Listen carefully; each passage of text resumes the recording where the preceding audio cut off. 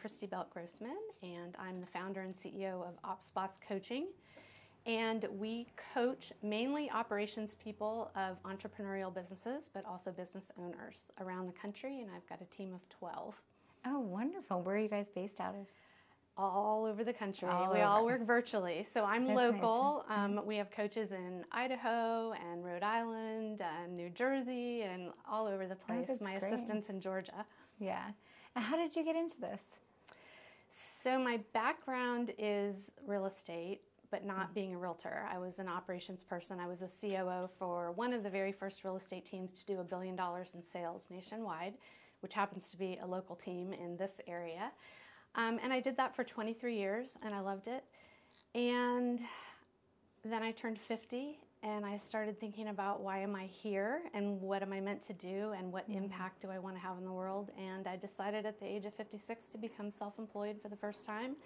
So I started teaching and coaching people that were doing what I was doing before, and then I was like, I'm doing two things, and I'm not doing either one well, and I needed to choose. So I opened my company 6 years ago. Wow. And how was that, starting a company? Crazy fun, awesome, hard, all of the things. Yeah. It was wonderful. You know, I had a huge blessing of being able to run our business, the business I was a part of prior to this, for 23 years without having all the risk of being the owner. So I was more of an intrapreneur, building the business from within. So I had a lot of leg ahead, but still, of course, stumbling blocks and learning and all the fun things of being you're in business for yourself and COVID and all of that stuff. And how are you guys helping businesses? Tell me specifically about like the services that you do and you know how like a new business comes to you looking for help. So we do education, coaching, and community. It's kind of a three-pillared system that we work with, and mainly focused on operations leadership. So director of operations of a business, or office manager, or there's lots of titles. I call them lion tamers, right? And we do classes. We do virtual classes, in-person classes. We have group coaching where people can be surrounded with other people doing what they're doing, but they need help from people who have kind of walked that path before them. And then we also do one-on-one coaching, and we have an annual retreat in the DC area that we do once a year in October where people come in from all around the country. So we do a lot of pieces, and then we have a Facebook community, Slack channel community, all kinds of things, because we found in that role that you really need other people to be successful. It can be very like you're on a desert island when you're the admin in a business and it's all about the sales. So it's nice for people to have others that do what they do to kind of level up and grow with. So that's how we do that. What kind of companies are you helping? So mainly real estate teams, but I have clients in all different businesses. We have people who are working in med spas. We have people I have a veterinarian who is a coaching client. We combine business and life coaching kind of together. It's our philosophy that we can work with you and coach you to be better in your business, but if you're struggling with your health or your finances, it's obviously going to affect how you do in your work, right? And vice versa, right? So we kind of coach them together. So I have some people are working with us on work-life balance, and other people are working with us on their systems, which I loved when I came in here today. You guys have fabulous systems we love here. Systems. So yeah, it's a variety. What we know is entrepreneurial world, as I call it, it's the same everywhere. It's different businesses of what we do day to day, but the behind the scenes is the same. It's how are we getting clients? How are we onboarding new team members? How are we doing our marketing? What is our system for follow-up, right? It's the same no matter what entrepreneurial business you're in. Yeah, that translates into so many different businesses, right? And how do you deal with people, and how do I be a better leader? How do I communicate with my team and inspire my team better and hold them accountable? The pieces are kind of similar. Yeah. What are the biggest challenges that you're seeing? From businesses that are coming to you? I think right now we're seeing a lot more challenges actually on the personal side. We've been through 4 years of COVID, post-COVID. Many businesses, especially real estate, had a huge boom during COVID. and then a boom after COVID, and now a struggle with low inventory in the market, so sales are down. People have been working really, really hard. So we're seeing a lot of, I need work-life balance. I want to retain my employees. I don't want to have to hire new employees. How can I be motivated? How can I grow my business even though the economy is having some struggles right now? So there's a lot of, we really focus on systems. With a lot of our people, we're teaching them to go from being an expense to being an investment. So instead of building systems that just make your life easier, which is good, right? We like also work want smarter, systems, not harder. Exactly. Yeah. But we want systems that are also going to add and grow the business, right? Okay. They're going to bring business in, or they're going to take enough off someone else's plate that they can bring more business in. Yeah. So that's a lot of what we're focusing on right now. Yeah, and you probably have some good go-to things that you can implement quickly for them, right? That are tried and tested. It's interesting. We are very custom-oriented. I have an amazing team with really in-depth and different business experiences. So we have some people on our team, they're all in operations, but some are in real estate, some are in other businesses. Some have their MBA, some have their coaching certificate, some specialize in sales. They're all different things, so we really work custom with people. The operations brain is a different brain than the business owner brain. So we have some people that like to work with the directors of operation. We have some people that really like to work with the entrepreneur themselves. And then we have some that work on how to integrate them together. Yeah. And help them to work better as a team. Sometimes we have the right people in the right seats on the bus, but they don't know how to work together because they're really wired differently. Yeah. What advice do you have for business owners that have employees like that? How do you get them to what's the tools to get them to work together a little bit better?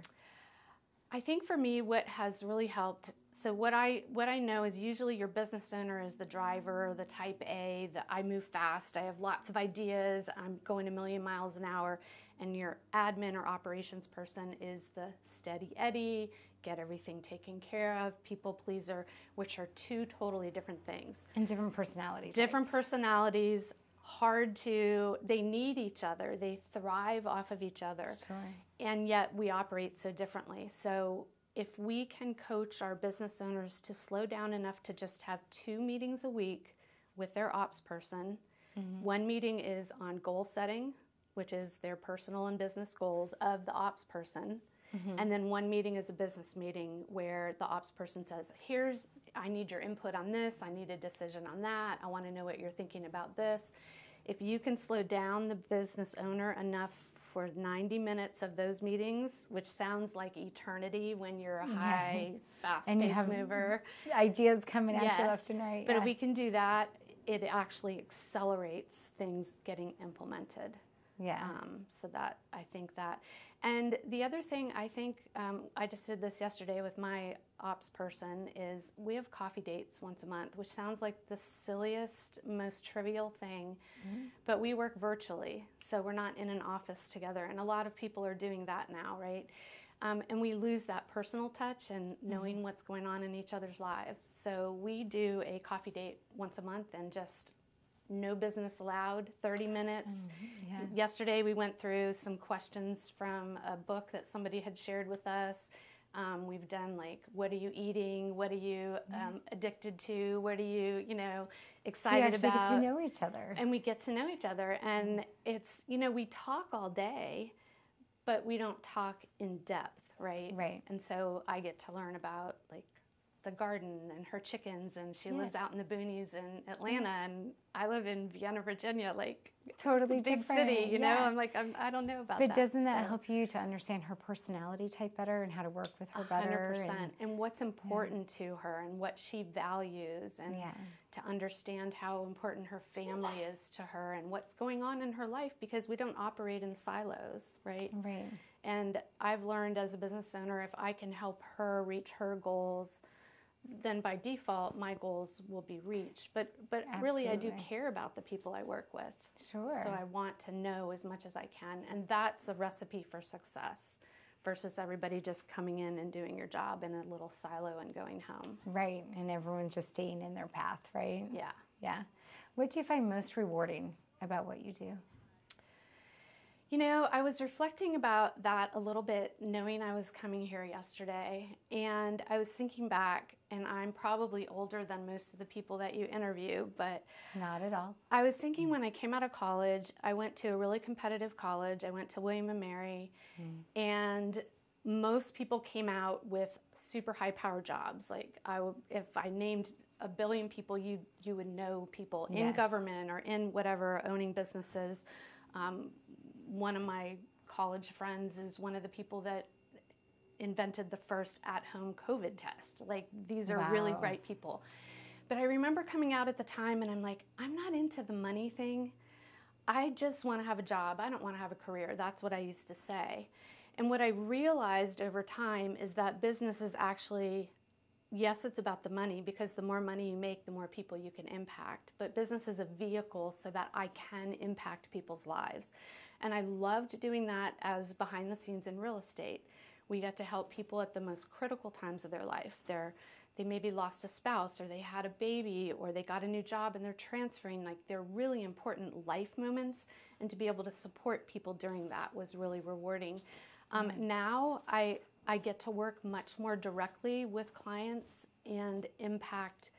Yes, we impact their businesses, but we get to impact them and their families and their friends. And so it's incredibly rewarding. I had a client, one of my favorite stories, I just talked to her the other day, and she's a business owner.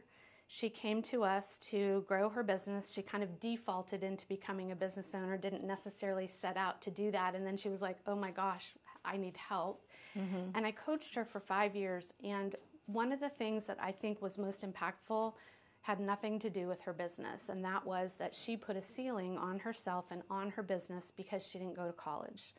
And so in her mind, the story she told herself was, I'm never going to be successful in business because I didn't go to college.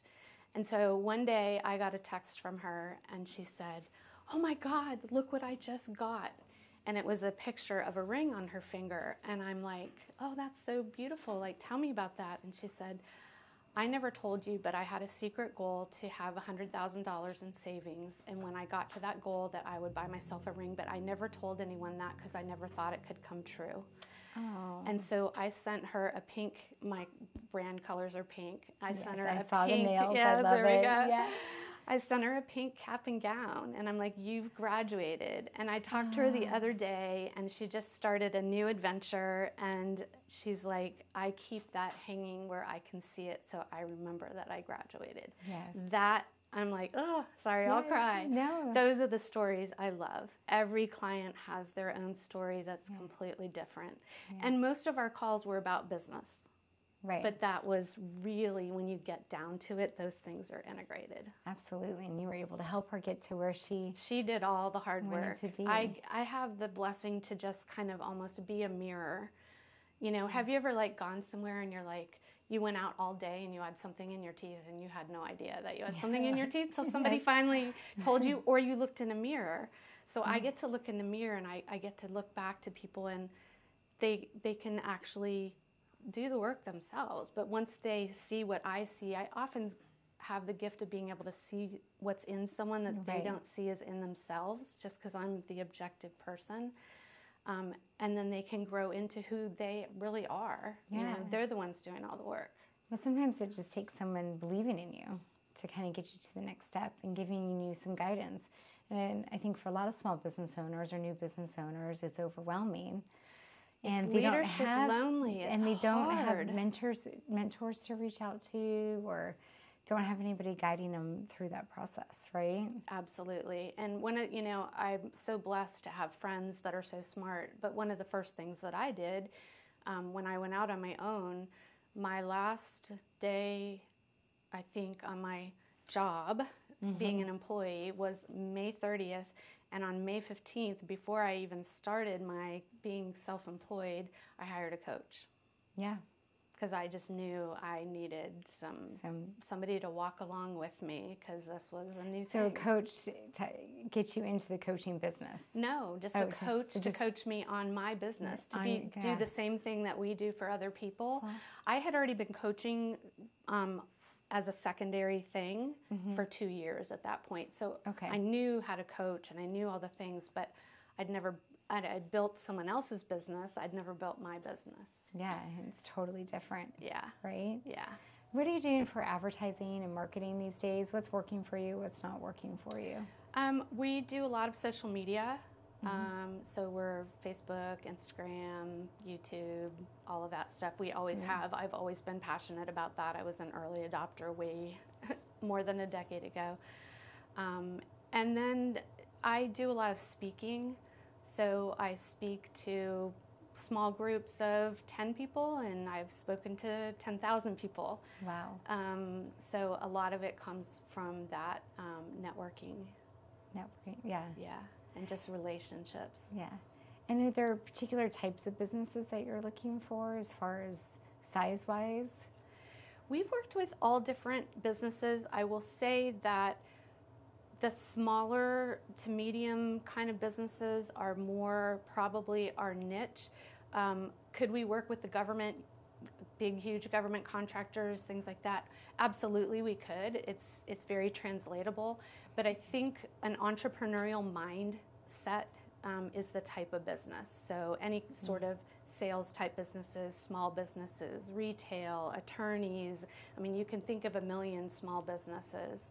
Yeah. We all kind of operate in that same entrepreneurial mentality where the admin and operations people kind of have to be ready to do anything because it's a smaller business, and they actually like that because then they get to learn and grow, right? Right. So it's a little bit of a different mindset. Very much, I guess our philosophy is to help our operations people think like business owners, so that they're operating their side of the business as if they owned the business, right, and taking great ownership in that, versus I think in a government job you don't have as much control or ability to do that in your seat. Yeah, because I feel like there's not as much ownership in those positions. There's not right? as much ownership in the position, and there's not as much responsibility or authority in the position to Sure. be able to own it even if you wanted to.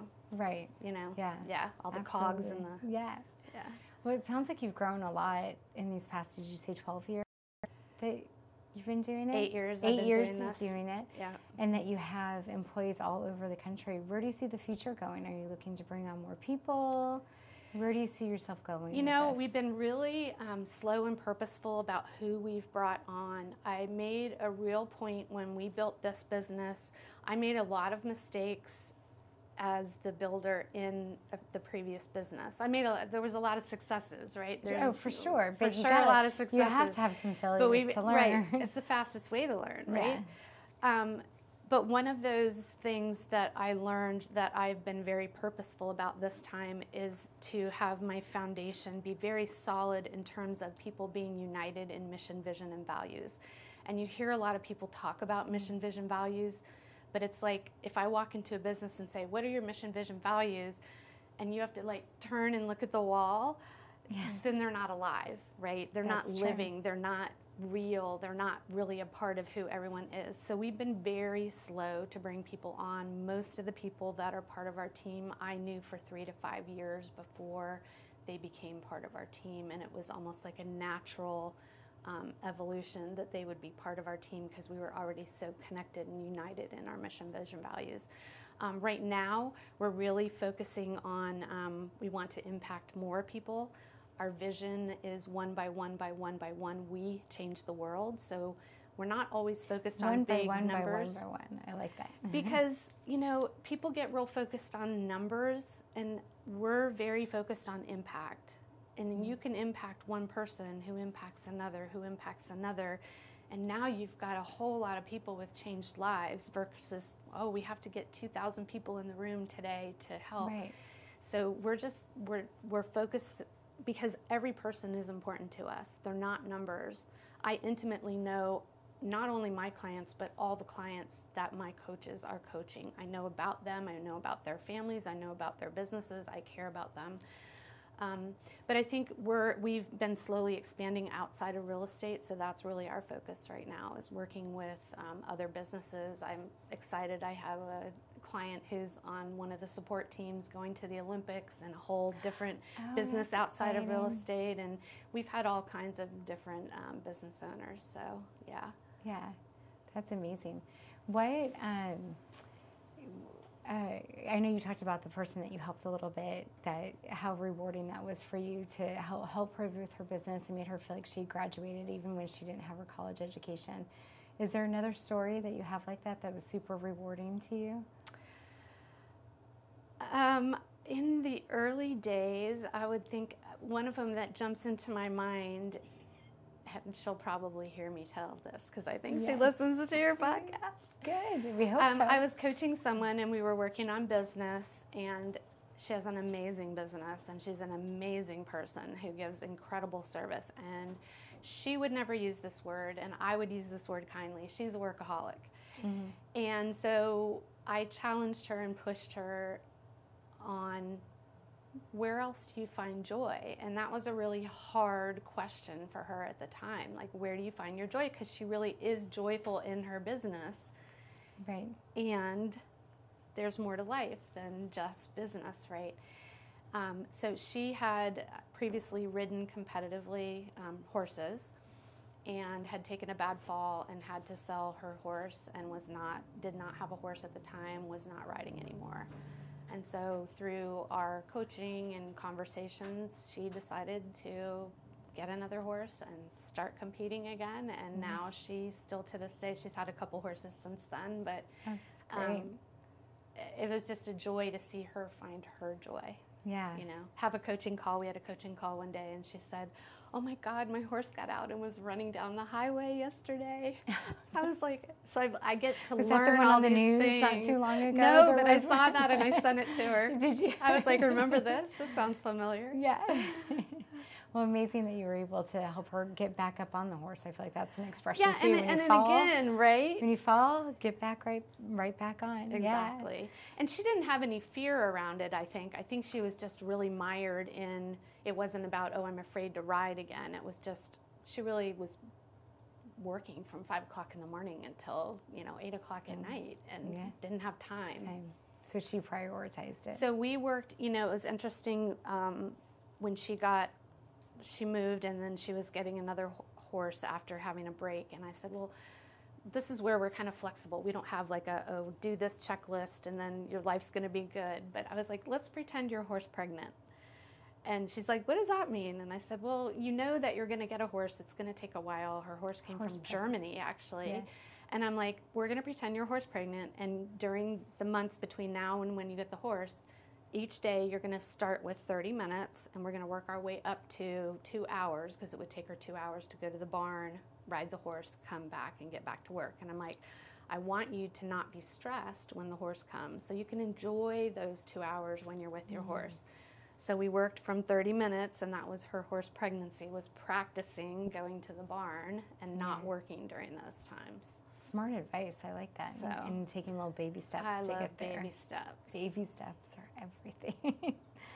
Well, as we kind of wrap up here, are there any words of advice you'd like to leave us with? Maybe a mantra that you live your life by? I would say, don't just dream with your eyes closed. A lot of us have dreams and we think about them at night, or when we have our time off, or when we're sleeping. Dream with your eyes wide open. Live in color. Like, you see me here today. I love all your color. The first time I ever got my hair colored was this year at the age of 62. I'm like, it's never too late to do it. So dream with your eyes wide open. Put people around you that are going to help you make those dreams come true, and just go for it. I love that. Surrounding yourself by a good tribe is... It is everything. Everything. That's why I'm sitting here today. Yeah. Everything. Well, thank you for being here today, and thank you for sharing your story with us. I loved hearing it. Thanks for having me, and I loved seeing your systems here. Good Pleasure. job. Yes, good job. A+ on the systems. Yes, A+, 100%. Love it. Thank you so much. Thank you.